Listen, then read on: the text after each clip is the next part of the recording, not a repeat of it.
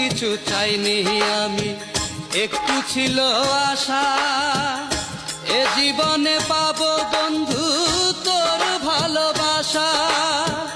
ভেবেছিলাম তুই হবি আমারই স্বজন, পাথরেরই মন দিয়া তুই করলি তার ওজন রে, করলি তার ওজন। আমি মাটির একটা মানুষ রে, মাটির একটা মানুষ।